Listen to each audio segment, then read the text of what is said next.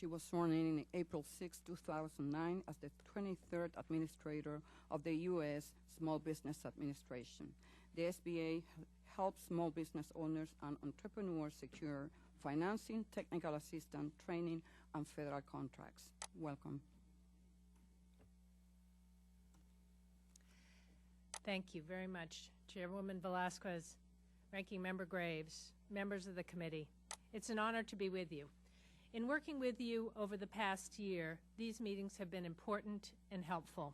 This is a shared endeavor to improve oversight and risk management while removing waste, fraud, and abuse.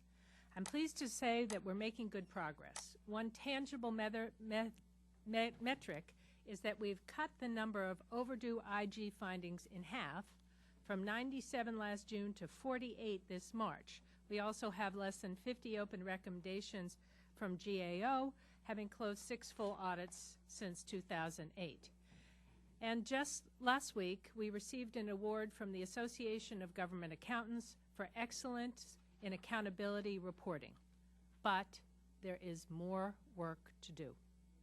It's now part of the SBA's strategic priorities to build on this progress in 2 particular areas. The first area is our government contracting and business development programs, where we have efforts aimed at all 3 steps in the process. At the front end, it means more efforts with upfront certification and eligibility. For those already in the program, it means more emphasis on ongoing compliance and site visits.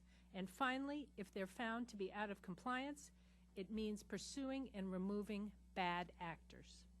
Already we've made dramatic increases in site visits in hub zone firms from fewer than 100 in 2008 to over 900 in 2009, and we're on track to do more than 1,000 this year. We're working to ensure that only legitimate, eligible firms are benefiting from hub zone. In our 8A program, we agree with nearly all of GAO's recent recommendations, and we've begun to implement them. Already we're training our field staff to more quickly identify ineligible firms, and when it's clear that fraud exists, we're taking steps to debar and or work with the Department of Justice to prosecute.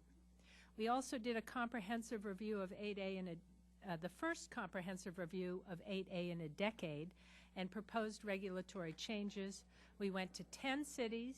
We held 2 tribal consultations and received extensive public comments. GAO has given us positive feedback on how we handled this process. For all our contracting programs, the President's fiscal 11 budget requests $2 million for strengthening efforts to prevent waste, fraud, and abuse. The second area is lender oversight, where we're working to instill best practices that will ensure compliance and manage risk more effectively as we work with our lending partners. In the 2011 budget, we request $2 million more for lender oversight and on-site reviews, as well as $1 million for stronger program assessments. This will help us address areas that the Inspector General has recently brought to our attention, including the premier certified lenders in the 504 program.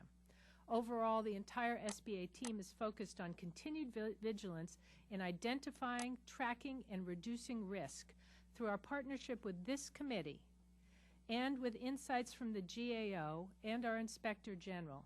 I know we moved in the right direction this past year, and we commit to continue to take even bigger steps in the future. Separately, an important issue has come up in the past few days that I want to bring to the committee's attention.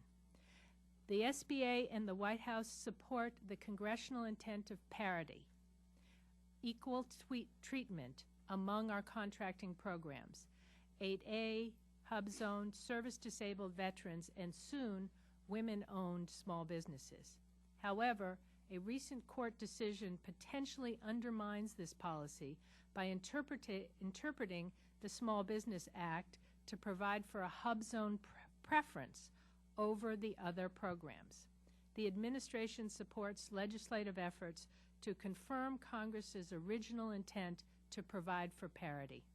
I welcome any questions. Thank you very much for having me here. Thank you,